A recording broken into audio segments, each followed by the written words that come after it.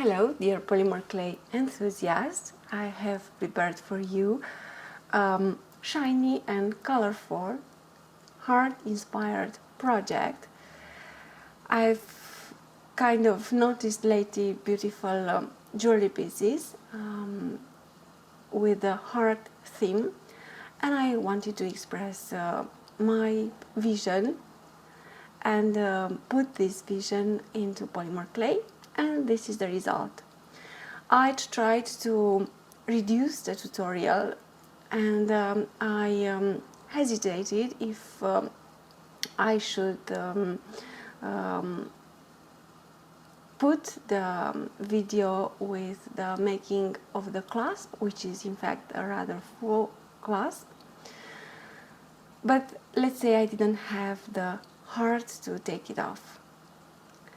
So I'm working with black ceramic polymer clay. I conditioned the clay and I rolled it through the thickest setting of the pasta machine.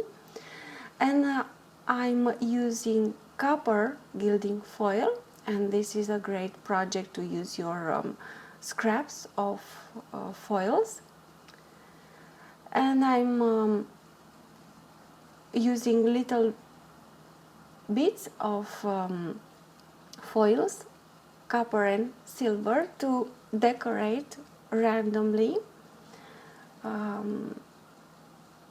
the polymer clay sheet that was passed, as I said, through the thickest setting of my pasta machine.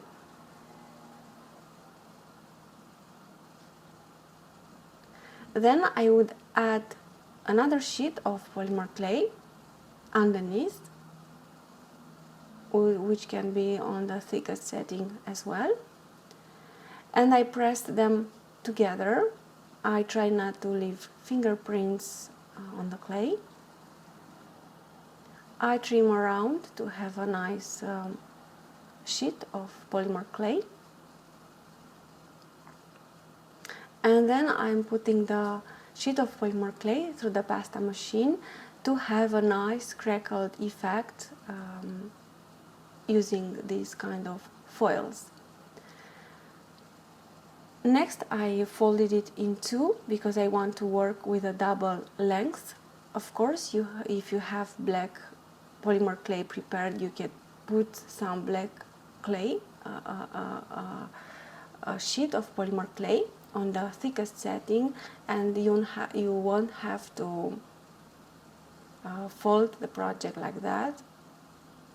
But I would advise you, if you do this, to cut it in half and to work with only half of the polymer clay sheet, because I say it is easier when you are working with smaller sheets of polymer clay.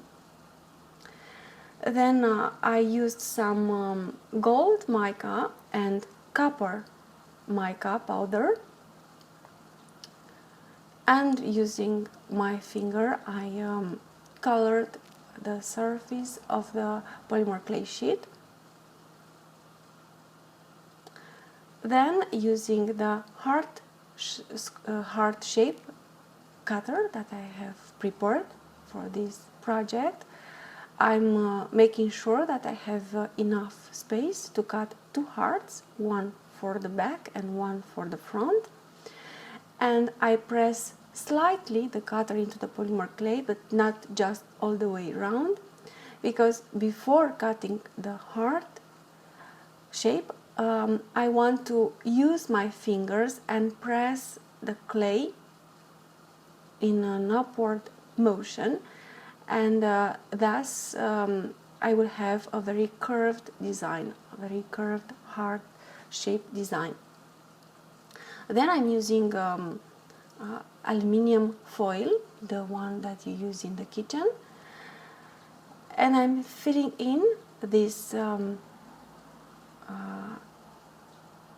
the heart area, because I wanted to have a rather hollow bit inside, because these bits are going to be rather big. I like statement jewelry pieces, and as I intended to have a magnetic clasp to finish the design, I really needed these beads to be extremely light, I would say. Using the same cutter, I will do the same thing. I will push slightly the cutter into the clay. I will use my fingers to push the clay outwards and to have a curved design. And I also used an eye pin that I inserted in the middle of the heart, and that we will be stuck between the two layers of the heart, the back and the front.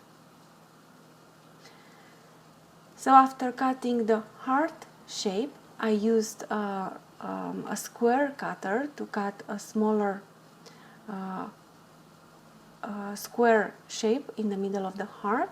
Then I put everything on a very thin sheet of polymer clay,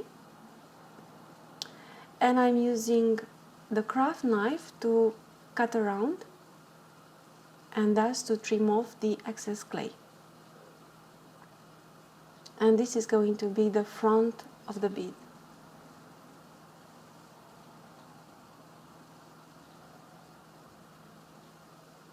I'm working a little bit on the design to have neat edges.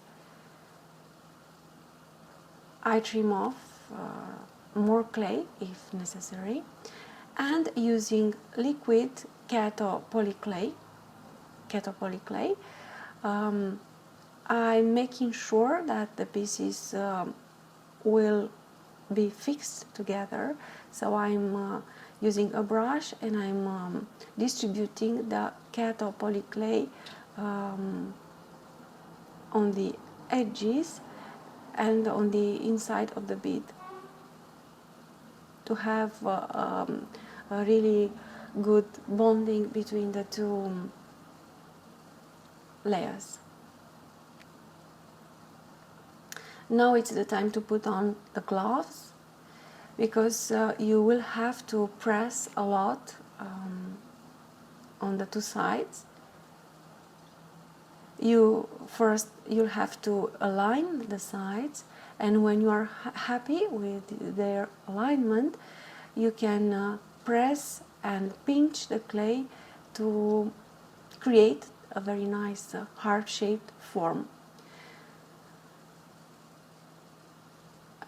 As a piece of advice, be very careful not to pull the interior square, the corners, the angles of the interior square, which might become a rectangle in the process, too close to the edges, because at a later stage of the project we are going to put diamond glaze inside this hollow area, and we have to make sure that we have a nice frame to put it inside. If not, you will have droppings on the side of the bead, and this occurred to me. So try to keep the edges of the hollow or square inside cutout shape, and because you will have a rather wavy sheet of polymer clay in the middle of the bead, I suggest you use a round ball tool and try to flatten this area as much as possible, because if not, if the interior is too wavy, the diamond glaze will tend to go sideways, and you will have a hollow in the middle of the bead.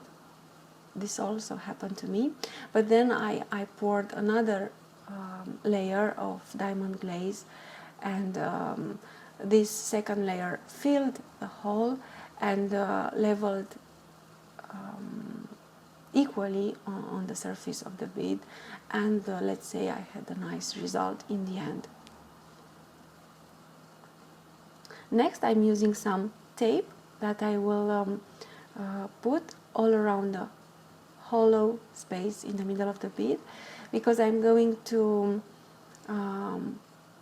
put some mica powder, and I don't want this powder to get dispersed on the front of the bead or all over the bead.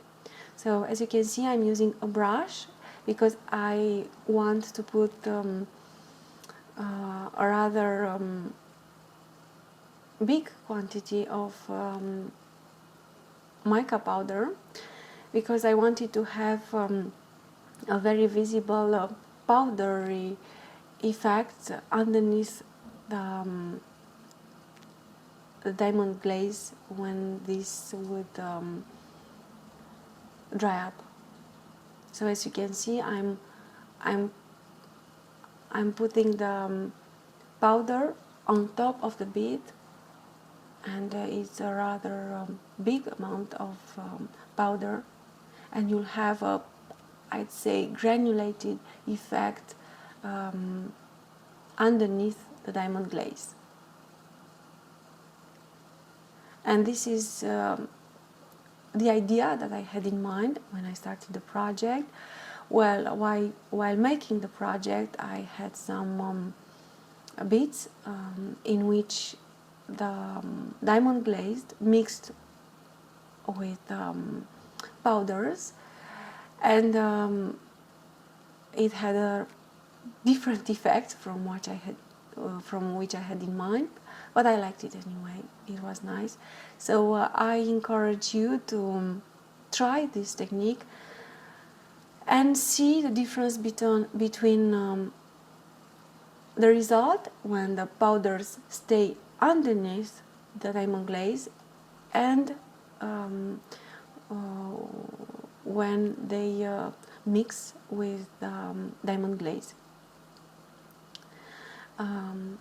If you decide to spread just a little bit of Fimo metallic powder inside the center, the hollow center of the bead, I must tell you that these Fimo metallic powders, they tend to easily mix with the diamond glaze,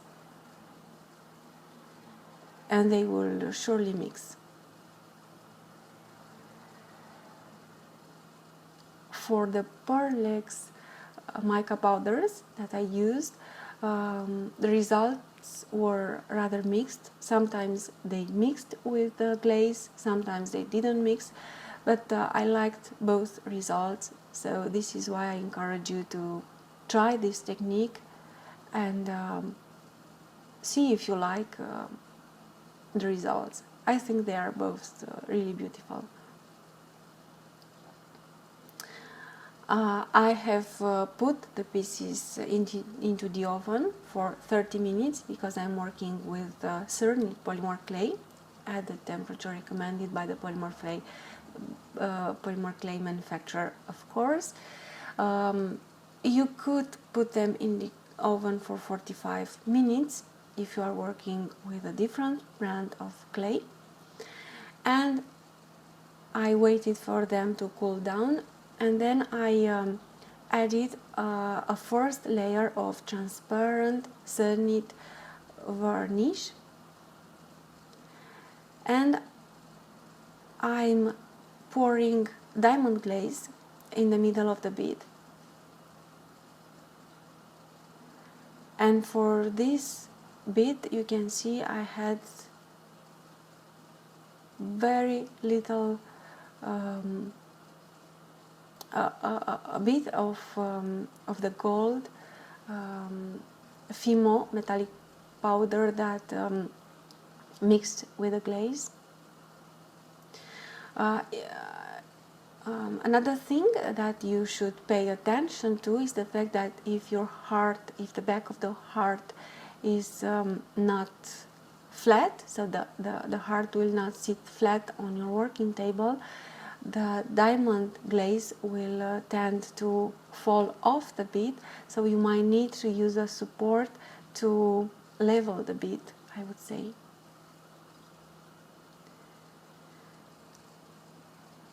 So I'm using a polymer clay sheet that is conditioned on the thickest setting. I folded it in half because I want to have a double length, and I'm using a stencil and silver gilding foil to make a beautiful silver pattern on top of the polymer clay. After pressing the foil into the polymer clay, I'm using the craft knife to remove the excess foil.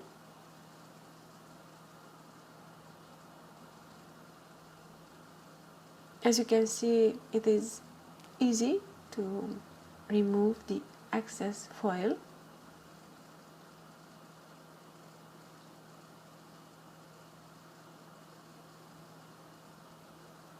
In case you remove too much and you see areas of polymer clay where the foils have been removed, you just have to take small bits of foil and press them into that area. You have to be very careful when you lift off the stencil, and you might need to trim off some excess clay using the craft knife again in areas where the design is not very well contoured.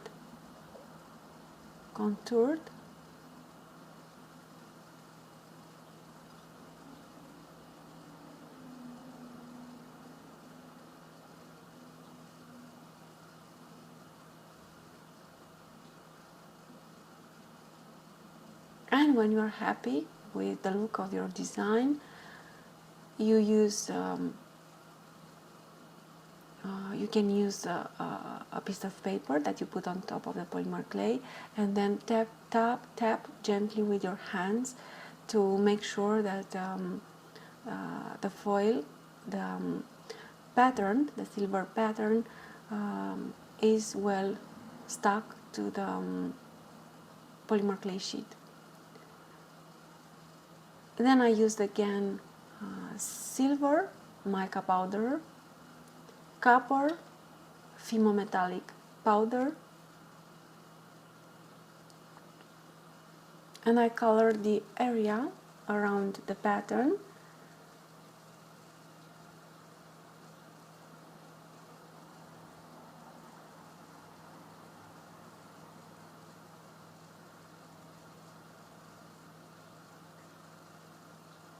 And using the same heart-shaped cutter, I'm cutting out the part which is going to be the front of the clasp, of the fake clasp, I would say, because even though I try to have light polymer clay beads, in the end this magnetic clasp, which as you will see, will have two small magnets inside of it, could not hold the weight of the necklace. So I had to come up with a second way of securing the closure of the necklace. But let's say I didn't have the heart to take off this part of the project, because I liked the look of the heart closure, and I thought it looks nice with the finished design. So this clasp is rather a decorative element than a functional one. So for the back, I cut out a shape from the polymer clay sheet that was previously decorated with crackled foils and mica powders. I put this cutout shape on top of a layer of polymer clay conditioned on the thickest setting, and I use the same cutter to cut again. And this is going to be the back of the fake clasp. I'm working a little bit on the edges because they are going to be visible in the finished design.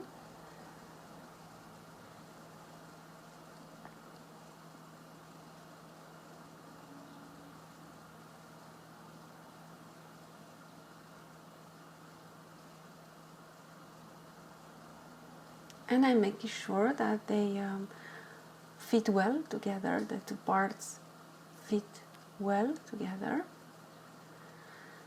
As I said, I will be using 2 sets of magnetic clasps, magnetic barrels, to make this fake clasp. And in order to be sure that I align the magnets very well inside the clasp, I'm poking a hole through the upper part of the clasp, and I'm going through the bottom part as well. If possible, try not to go out on the other side.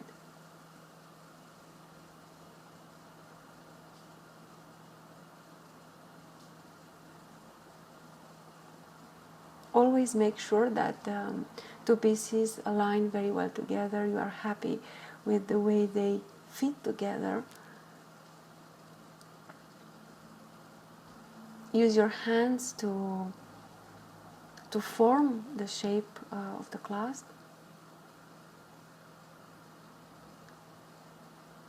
I'm not worrying about the fact that I'm going to have a hole on the front of the bead, because I decided to use a rhinestone that will hide this hole in the finished design. So I'm making 2 tiny holes, and then I'm using my fingers to press the barrel inside the polymer clay. I'm making sure that I'm using the parts that are attracting, not the other way around, not the repelling ones.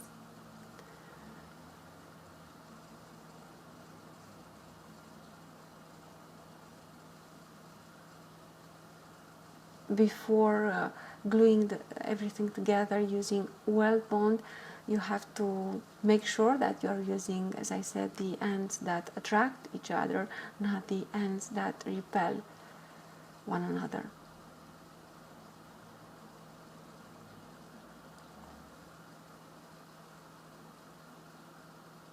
It is very important to make sure that the clasp will look nice, and the 2 pieces will fit well together.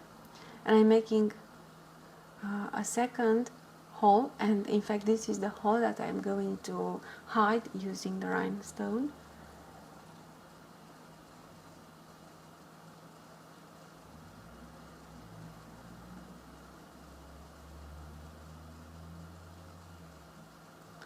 And I'm using the magnetic barrels to form the holes in which we are going to glue the magnetic barrels after baking the pieces. And as a piece of advice, I would say it's better to bake your pieces with the magnets on, but without using any glue or Keto poly paste, because you will need to be able to take them off using a needle, and then after baking, as I said, glue them using weld bond adhesive. I I didn't do this. I baked the pieces without the magnetic barrels inside, and then I had to warm the pieces for, I don't know, 10 minutes, and try to press them inside because they would not fit. Keep in mind that polymer clay constricts when it is baked, so it's better to have the barrels inside, and thus you won't have the problem of fitting the barrels inside your polymer clay pieces.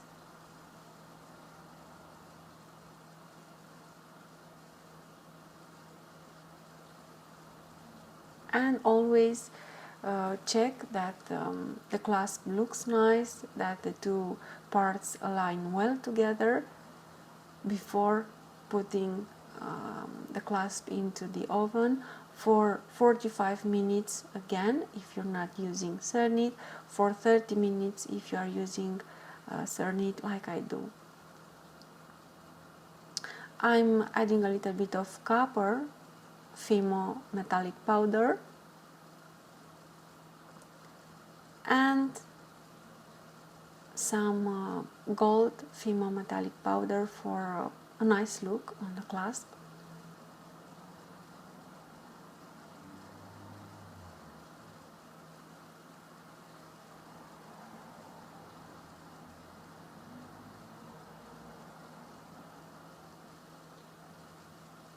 I colored the sides as well.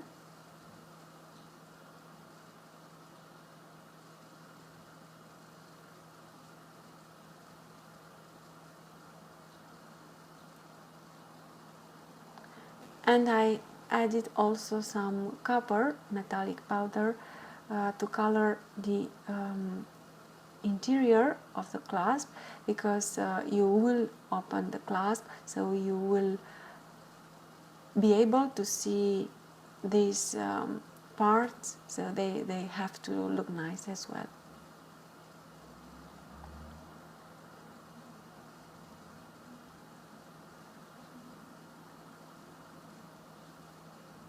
So as I said, I took off the magnetic barrels before baking the pieces, but I strongly advise you to keep them inside and then use a needle tool to take them off and glue them afterwards with weld bond adhesive.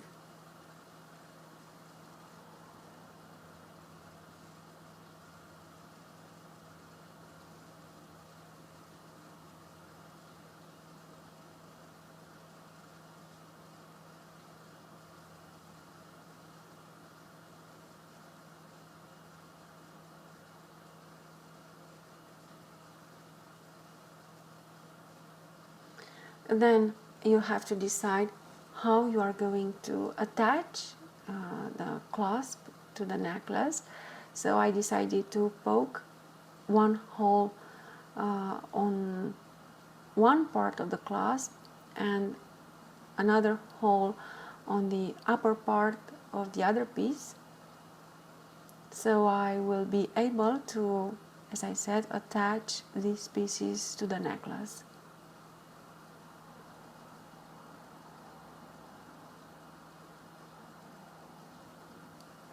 I'm using the silicone tool to texture a little bit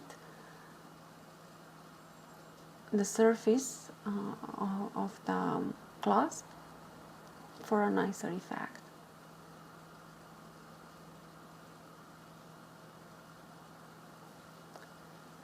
And I will use a rhinestone that I will glue after baking, because it is an acrylic rhinestone, so it doesn't go in the oven. I'm pressing it into the clay to make sure that I'm creating the space where I will glue it using weld bond after baking the clasp. So I'm pressing rhinestone into the rhinestone into the polymer clay piece, and I remove it before baking the pieces.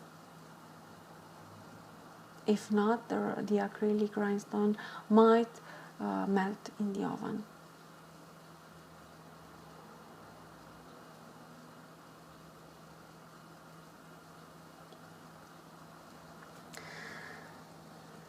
So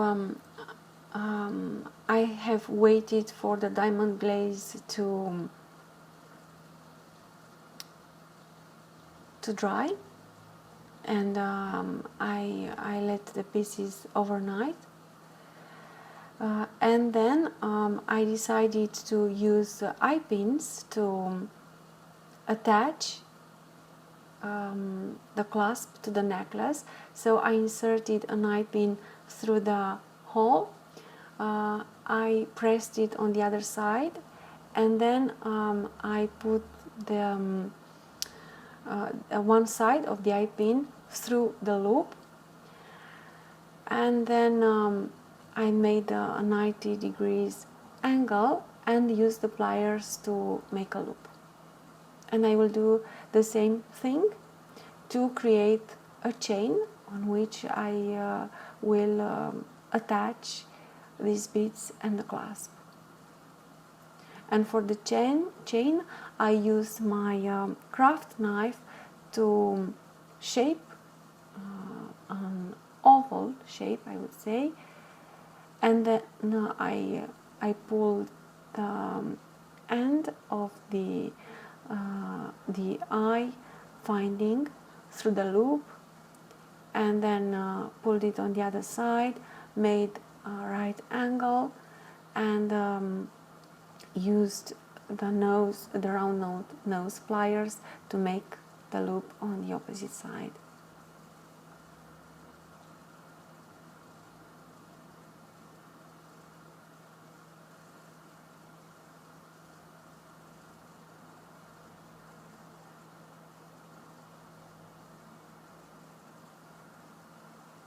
So this is how I am going to attach the clasp parts to the necklace,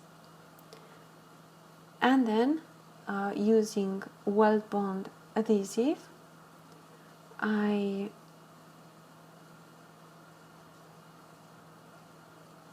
will glue the magnetic barrels inside the polymer clay heart shape clasp.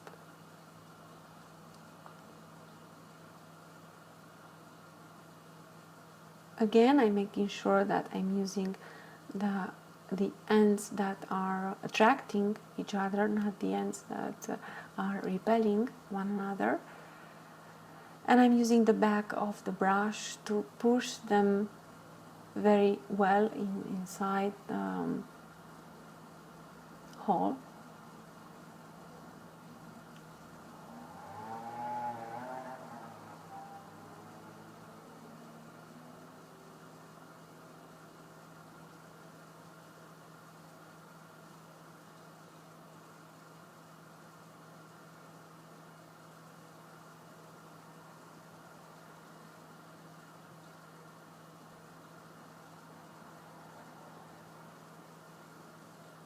Use baby wipes to clear the top of the magnetic barrel, because if not, this glue on top of the barrel might impede the attracting of the pieces, and the clasp would not close as it should close.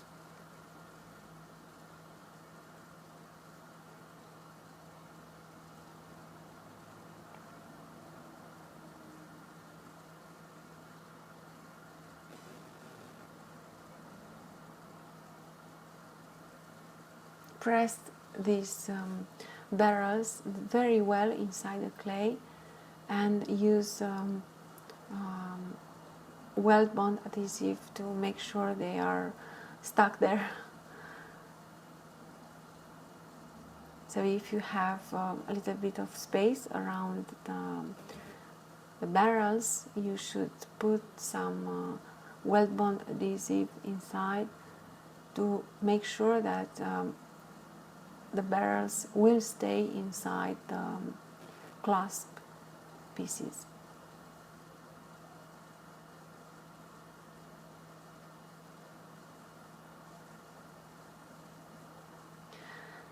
Then I flipped over the front bead. I'm putting it on top on the cutter, and I will use the same kind of glue, weld bond adhesive, to glue in the rhinestone. And when the weld bond adhesive will be dry, I will add a layer, a coat of diamond glaze on top of the whole bead to make sure that the rhinestone will stay on top of the front bead.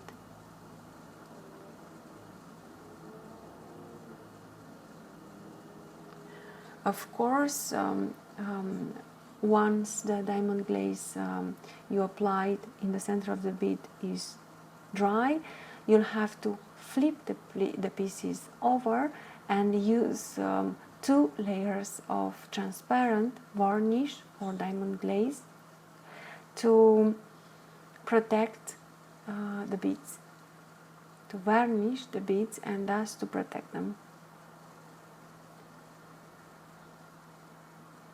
So as I said, I'm using eye pins to make a chain on which I'm going to attach the beads, because I wasn't very happy with the gold chain that I had and that I prepared for the project. So I decided to make this kind of chain. I rolled the eye pin around my craft knife. I inserted a double copper jump ring in the middle. I formed this oval shape around my craft knife, and then I used I pulled the end of the finding through the loop, and then I've made a 90-degree angle and used the pliers to make the loop on the other side.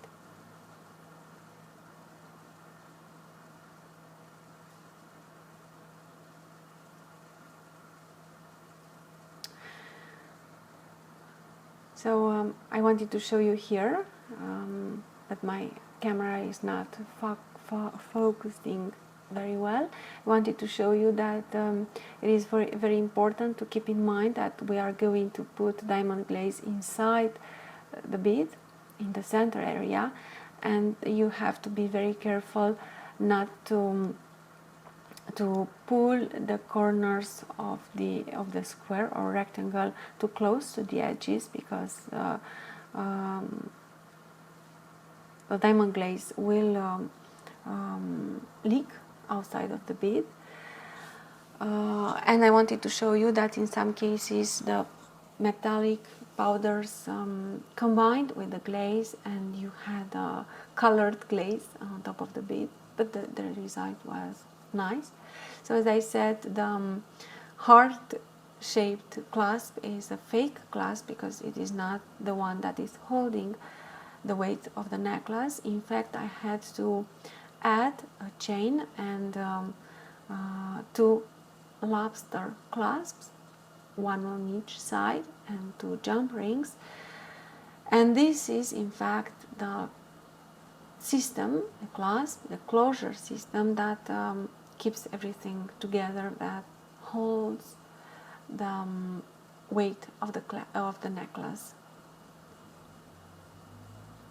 And then I used jump rings to attach the beads to the necklace. And I forgot to mention that I did a loop on the bottom, on the bottom of the bead, because after baking you'll have a loose end of the eye jump ring, and you will use pliers, round nose pliers, to make a loop at this end. And you can, of course, if you decide, you can attach a bead, you can attach something to dangle underneath the heart-shaped beads. I didn't do that. I thought it would be too much for this design.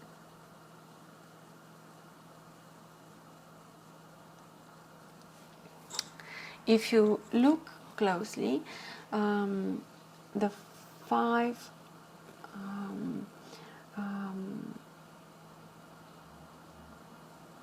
ovals of the chain before adding the clasp are just these kind of shaped ovals without the double jump rings, because I ran out of jump rings, but it looked nice also without the jump rings, so I had to adapt a little bit the design.